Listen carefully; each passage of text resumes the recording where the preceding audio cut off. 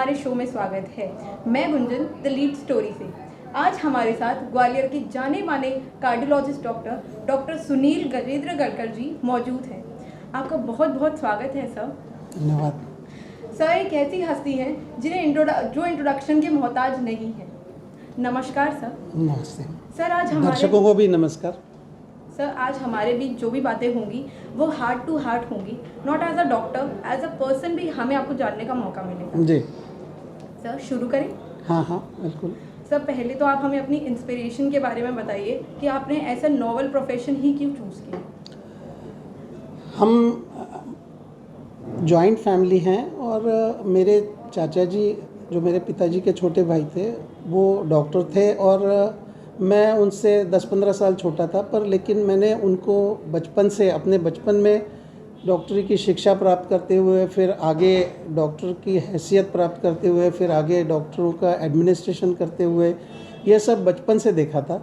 इसलिए मेरी तीव्र इच्छा थी कि मैं आगे चल के डॉक्टर ही बनूं और डॉक्टर बन के लोगों का कुछ काम कर सकूं, कुछ थैंकफुल जॉब कर सकूं। इसलिए बचपन से ही इच्छा थी और ईश्वर की कृपा से वो इच्छा पूर्ण हुई। मेरे को उसके लिए ज़्यादा प्रयास नहीं करने पड़े। सर जैसे कि ऐसे नोवेल प्रोफेशन में बहुत सारे डिपार्टमेंट होते हैं, तो आपने कार्डियोलॉजिस्ट ही क्यों चूज़ किया। जब मैं MBBS में पढ़ता था तो हमारे मेडिकल कॉलेज में आखिरी वर्ष में एक प्रतियोगिता होती थी कि आप अपने हिसाब से सर्वश्रेष्ठ टीचर किसको चुनते हैं। डॉक्टर प्रोफेसर अजय शंकर हमारी प्रेरणा थे, मेडिसिन के प्रोफेसर थे और हमको बच्चों की तरह हर चीज़ पढ़ाते थे। तब से मेरे को लगा कि हाँ, हमने मेडिसिन ही करना है। उसके बाद जब मैं आगे की शिक्षा के लिए दिल्ली गया और दिल्ली में ग्वालियर से काफ़ी परिवर्तन था, काफ़ी ग्लैमर था, लेकिन कार्डियोलॉजी डिपार्टमेंट का जो काम था उससे मैं बहुत प्रभावित था। मेरे सौभाग्य से मेरे को जाने के 3-4 महीने के अंदर ही कार्डियोलॉजी विभाग में काम करने की अनुमति मिल गई और उसके पश्चात फिर मैं अगले 6 साल तक ट्रेनिंग और उसके बाद सर्टिफिकेशन तक दिल्ली में कार्डियोलॉजी विभाग में ही काम करता रहा। सर आप थोड़ी अपनी जर्नी के बारे में हमें बताइए, जो आपकी ग्लोबल हॉस्पिटल के साथ रही है, क्या क्या अचीवमेंट्स आपके रहे हैं इस हॉस्पिटल के साथ। दिल्ली में पोस्ट डॉक्टरल डिग्री प्राप्त करने के पश्चात मुझे ऐसा लगा कि मैं और मेरे टीचर ने भी मेरे को बताया कि दिल्ली रहना तुम्हारे लिए काफ़ी स्ट्रगल का काम होगा। वो भी मेरे को बेटे की तरह ही मानते थे। डॉक्टर PD निगम पद्मश्री प्राप्त कार्डियोलॉजिस्ट थे, काफ़ी प्रसिद्ध। उन्होंने कहा दिल्ली मत रहना, तुम अपने गांव चले जाना, अपने जगह चले जाना जहां पे तुम काफ़ी तरक्की करोगे। मैं कुछ समय तक दिल्ली रुका, पर मुझे ऐसा लगा कि मेरी आर्थिक स्थिति ऐसी नहीं है कि मैं यहाँ पे रुक सकूँ ज़्यादा। तो उसके बाद मैं ट्रिपोली लीबिया में यूनिवर्सिटी में कार्डियोलॉजी पढ़ाने के लिए गया। वहाँ से 4 वर्ष तक मैं था। उसके बाद ग्वालियर आया, भाई की शादी में आया, तो उसके बाद से वापस जाना नहीं हो पाया। ग्वालियर इसलिए चुना कि यहीं सब लोग थे, यहीं सब पहचान के लोग थे, यहीं सब रिश्तेदार थे।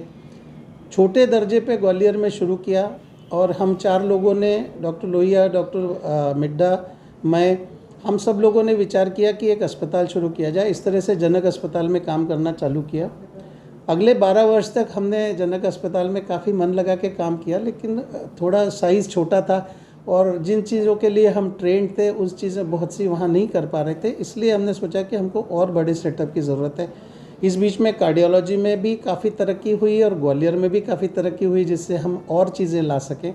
इसलिए अग्रवाल साहब के साथ मिलकर हमने ये हॉस्पिटल कंसीव किया और भगवान की दया से मरीज़ों का भी काफ़ी प्यार मिला और हम आर्थिक रूप से भी सक्षम रहे कि हम इस बारे में तरक्की करते रहें।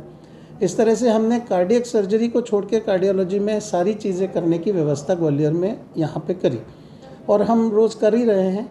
इसी परिप्रेक्ष्य में हमने हमारी जो पहली कार्डियक कैथ लैब की मशीन थी, जो वक्त के साथ साथ थोड़ी तकलीफ़ भी दे रही थी और थोड़ी पुरानी हो गई थी, हमने एक लेटेस्ट मशीन ली जो अगले 10 वर्ष तक इस टेक्नोलॉजी के सहारे अगले 10 वर्ष तक हमें काम देगी और हम उसी के सहारे बाकी सारी चीज़ें कर रहे हैं। इंटरवेंशन के साथ साथ हम इंटेंसिव केयर यूनिट भी रन करते हैं, जिसमें हमारे साथ के एनेस्थीसियोलॉजिस्ट और क्रिटिकल केयर स्पेशलिस्ट हैं, नेफ्रोलॉजिस्ट हैं, न्यूरोलॉजिस्ट हैं और चेस्ट स्पेशलिस्ट हैं। तो हम सब लोग मिलकर ये कोशिश करते हैं कि हम एक स्टैंडर्ड केयर दें, चूँकि भगवान की दया से हमको इस बारे में कोई आर्थिक लोभ नहीं है, इसलिए हम अच्छे काम में विश्वास करते हुए जितना कर सकते हैं उतना सेवा कर रहे हैं। सर, जैसे कि हम सब जानते हैं कि ग्लोबल हॉस्पिटल जो है वो शुरुआत से ही नई नई टेक्नोलॉजीज़ को यूज़ करता है अपने पेशेंट्स के ट्रीटमेंट को करने के लिए। तो ऐसी कौन सी नई टेक्नोलॉजी है जो ग्लोबल हॉस्पिटल अभी रिसेंटली यूज़ कर रहा है या अभी फ्यूचर में क्या यूज़ कर सकता है? देखिए, सारी टेक्नोलॉजी का यूज़ इस बात पे डिपेंड करता है कि आर्थिक परिस्थितियाँ कैसी हैं। ग्वालियर के हिसाब से जो जो चीज़ें यहाँ पे लेटेस्ट हो सकती हैं, सिर्फ कार्डियक सर्जरी को छोड़ के, क्योंकि उतना वर्कलोड हम बर्दाश्त नहीं कर पा रहे हैं, बाकी कार्डियोलॉजी में जितनी भी चीज़ें होती हैं वो हम सारे कर रहे हैं और वो और आगे बढ़ाने की भी कोशिश कर रहे हैं। इसमें हम 3D इको भी करते हैं, ट्रांसइसोफेजियल इको भी करते हैं, सारे कार्डियक इंटरवेंशंस भी करते हैं। पीडियाट्रिक एकोस हम सबसे ज़्यादा करते हैं ग्वालियर में, और काफ़ी सारे पीडियाट्रिशियन, मेरी पत्नी भी पीडियाट्रिशियन है, तो उसकी वजह से काफ़ी सारे पीडियाट्रिशियंस के संपर्क में रहने की वजह से बच्चों के दिल के बारे में भी हम लगातार कार्य करते रहते हैं उनके साथ मिलकर। सर, जैसे कि अभी आपने नई टेक्नोलॉजीज़ के बारे में हमको बताया, तो सर जैसे कि आजकल क्या है कि बहुत मिडिल क्लास लोग हैं, लोअर क्लास लोग हैं, तो जो नई नई टेक्नोलॉजीज़ होती हैं वो बहुत एक्सपेंसिव होती हैं, कॉस्टली होती है, तो वो लोग कैसे अफोर्ड कर सकते हैं? ये ग्लोबल हॉस्पिटल कैसे उन सारी चीज़ों को प्रमोट कर रहे हैं? देखिए, 90% चीज़ें तो सामान्य व्यक्ति के लिए अफोर्डेबल होती है। 90% चीज़ों में ज़्यादा खर्च नहीं लगते हैं और हम ख्याल रखते हैं कि इन सब चीज़ों में आसानी से उपलब्ध हों। 10% चीज़ें करते भी हैं और नहीं भी करते हैं, क्योंकि दिल्ली इतने नज़दीक है कि जो 10% वो अफोर्ड करने वाले लोग होते हैं वो दिल्ली निकल चले जाते हैं। बाकी माननीय प्रधानमंत्री जी के आयुष्मान भारत योजना से हम लोगों को बहुत फ़ायदा हुआ है, और जो लोग बिल्कुल ही चीज़ों को अफोर्ड नहीं कर पा रहे थे वो लोगों को भी वो सब सुविधाएं उपलब्ध हैं। जैसे थ्रोम्बोलिसिस करते हैं, एंजियोप्लास्टीज करते हैं, उनके क्रिटिकल केयर के सारे ये करते हैं। ये आयुष्मान भारत की वजह से ये सब संभव है और इसमें कोई मरीज़ के ऊपर आर्थिक भार नहीं आता, और ग्लोबल हॉस्पिटल में हम इस सब कार्यों में बहुत सक्रिय योगदान देते हैं। सर, ऐसी कोई लाइक क्रिटिकल कंडीशन, आपके इतने ईयर्स आपको वर्क करते हुए हो गए होंगे, तो आपको ऐसी कोई क्रिटिकल कंडीशन आपको फेस करनी पड़ी लाइक आप जब से वर्क कर रहे हो ग्लोबल हॉस्पिटल में किसी पेशेंट्स को लेकर? हम सभी को ज्ञात थे कि वो 2 वर्ष सभी को क्रिटिकल थे जो कोरोना के थे, लेकिन प्रशासन, मित्र, सीनियर डॉक्टरगण और बाकी सब लोगों के सहयोग से हमें कोरोना के पूर्ण पीरियड में हमारे सभी साथियों ने मन लगा के काम किया। किसी उतने क्रिटिकल परिस्थिति में भी किसी ने छुट्टी नहीं ली, कोई घर नहीं बैठा, हर एक आदमी ने व्यवस्थित कार्य किया। प्रशासन ने हमको भरपूर सहयोग किया। हमारे हॉस्पिटल में एक दिन के लिए भी ऑक्सीजन की कमी नहीं हुई, और रेमडेसिविर और अन्य दुर्लभ इंजेक्शंस जो लोगों को मिलने में दिक्कत होते थे वो हमारे यहाँ पास कंपनी से डायरेक्ट कंसाइनमेंट आते थे। तो कोरोना पीरियड में जो सबसे क्रिटिकल पीरियड था उसमें हम लोगों ने काफ़ी हम कंफर्टेबल रहे। ये शायद भगवान की दया है, पर हम लोग काफ़ी क्रिटिकल। बाकी जो क्रिटिकल कंडीशंस आती है वो मरीज़ से संदर्भित आती हैं, और मरीज़ से संदर्भित आने पर ट्रांसफ़र भी करना पड़ता है, कई बार नहीं भी ट्रांसफ़र हो पाते हैं। तो ये सब कार्य का एक हिस्सा है और ये डे टू डे चलता रहता है इस तरह का। पर अत्यंत गंभीर परिस्थितियाँ कोरोना में थी, जिसमें भगवान की दया से हमको सभी के सहयोग से, जिसमें मेरे साथ के लोगों का सबसे ज़्यादा सहयोग था, जिन्होंने रात को 2-2 बजे तक एम्बुलेंस में सिलेंडर भर के लाए, और उनको एक भी दिन हमको ऑक्सीजन की या किसी दवा की कमी नहीं महसूस होने दी। सर, जैसे कि अभी आपने कोविड-19 की बात करी, तो आप हमारे दर्शकों को ज़रा ये बताइए कि कोविड-19 का क्या इफेक्ट पड़ा है लोगों की हेल्थ पे, हार्ट पे उनके? यह बहुत ही विस्तृत प्रश्न है। आर्थिक, मानसिक, शारीरिक हर तरह से फ़र्क पड़ा है, और सबसे ज़्यादा मेरे कार्यशैली में सबसे ज़्यादा फ़र्क ये पड़ा है कि मेरे पास लोग ये पूछने के लिए आते हैं कि आज हमने सुना कि फलाने आदमी को सडन कार्डियक अरेस्ट हो गया, हमें 2 बार कोविड हो चुका है, हमें और क्या करना चाहिए जिससे हमें ये ना हो। हालांकि ये चीज़ें अभी रिसर्च का विषय है और इस पे काफ़ी काम हो रहा है, और निष्कर्ष निकलने में शायद 2-3 वर्ष निकले। लेकिन ये सब चीज़ें थी और ये मेरे कार्य में रोज़ के प्रश्न हैं जो मरीज़ मेरे से पूछते हैं।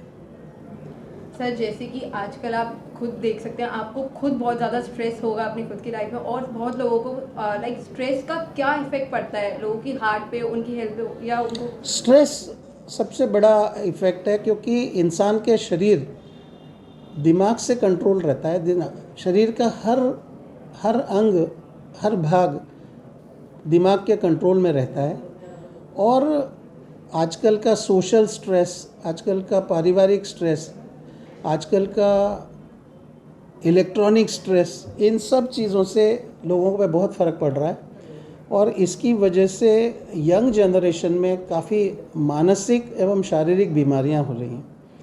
हम पेप्टिक अल्सर, पेट में लगातार तकलीफ़ें होना, जो चीज़ें हमारे वक्त में यंग लोगों में कभी देखने को नहीं मिलती थी, आजकल इस तरह के लोग काफ़ी आते हैं, क्योंकि उनका स्ट्रेस है एग्ज़ामिनेशन का, फैमिली का, परफॉर्मेंस का, करियर का। स्ट्रेस सबसे बड़ा डिटर्मिनेंट है, और स्ट्रेस होने से हार्ट अटैक्स की तादाद भी काफ़ी बढ़ जाती है। सर जैसे कि आजकल छोटे छोटे बच्चों को भी हार्ट की प्रॉब्लम है, तो वो इन सारे क्या प्रिकॉशंस ले सकते हैं जो लाइक हार्ट की डिसीज़ से वो कर रहे हैं? नहीं, छोटे ऐसा कुछ नहीं किया जा सकता, सिवाय इसके कि वो स्क्रीनिंग की जाए।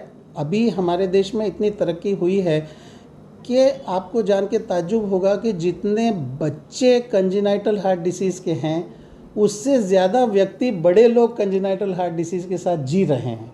यह सब इतने सालों के कार्डियक डिसीज़ के ट्रीटमेंट का परिणाम है, जो वो लोग बड़े भी हो रहे हैं और पूर्ण ज़िंदगी भी जी रहे हैं।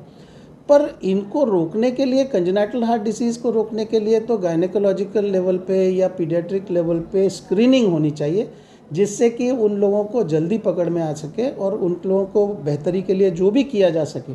और इसमें मैं फिर आपको बताना चाहूँगा कि प्रधानमंत्री जी की आयुष्मान भारत योजना से जगह जगह कैंप लगा के उन बच्चों के ऑपरेशन, उन बच्चों के ये सारी चीज़ें बहुत अच्छे से हो रही। दूसरा ये कि अभी मैं पीडियाट्रिशियन से बात कर रहा था, तो छोटे बच्चों के, नवजात शिशुओं के इलाज में भी आयुष्मान भारत ने, और उनके दिल के इलाज में भी आयुष्मान भारत ने इतना काम किया है कि उन बच्चों की भी ज़िंदगियां बचाई जा रही हैं और वो बड़े भी हो रहे हैं और ठीक ठाक रह रहे हैं। सर जैसे कि अभी आपने कैंपेन की बात करी, हमें पता है कि ग्लोबल हॉस्पिटल जो है वो शुरुआत से ही बहुत सारे कैंपेन्स लगाता है जो लोअर क्लास पीपल है, जो हॉस्पिटल में आके अपना ट्रीटमेंट नहीं करा सकते हैं। तो अभी ग्लोबल हॉस्पिटल क्या सोच रहा है कि फ्यूचर में वो कहाँ, कौन सी लोकेशन पे अपना कैंपेन लगाना चाहिए? हम IMA के साथ सक्रिय सहयोग करते हैं। इसके अलावा हम इंडस्ट्रियल हेल्थ में काफ़ी सक्रिय योगदान देते हैं, क्योंकि यहाँ जो मालनपुर, बामोर और महाराजपुरा में जो इंडस्ट्रीज़ हैं, उनके वर्कर्स के हेल्थ के लिए हम लगातार कैंप लगाते रहते हैं। इस तरह से हम अपना सोशल रिस्पॉन्सिबिलिटीज़ भी पूरी करते रहते हैं। हम सैनिक लोगों के लिए भी लगाते हैं। अभी सैनिक सम्मेलन होने वाला है, जिसमें हमारा स्टॉल बराबर से लगेगा और उन लोगों को हमारे बराबर जानकारी है। इसी तरह से हम इंडो टिबेटन बॉर्डर फोर्स या CRPF या BSF, इन लोगों को भी वहाँ जाके ओरिएंटेशन करते हैं और उनको जो मेडिकल हेल्प वहाँ पे उपलब्ध नहीं होती है वो उपलब्ध कराने की कोशिश करते हैं। सर जैसे कि आपने बहुत सारे पेशेंट्स से डील करा होगा अभी तक, तो आपको क्या लगता है कि पेशेंट्स का क्या माइंडसेट है? अभी वो अवेयर हैं अपनी हेल्थ को लेकर कि नहीं है अभी तक? काफ़ी बदला है माहौल। अब लोगों को अपनी सेहत के बारे में काफ़ी जागरूक हो गए हैं, और यह सब चीज़ें एजुकेशन से आती हैं। जितने एजुकेटेड लोग हैं वो इस बारे में ध्यान रखते हैं। गांव के भी जो लोग जिनको कॉमन सेंस है, वो अपने सेहत के बारे में बराबर ध्यान रखते हैं, पर फिर भी इस क्षेत्र में अभी काफ़ी कुछ करना बाकी है। Thank you so much sir for your valuable time. आपने अपना महत्वपूर्ण समय हमें दिया। Thank you very much. नमस्कार।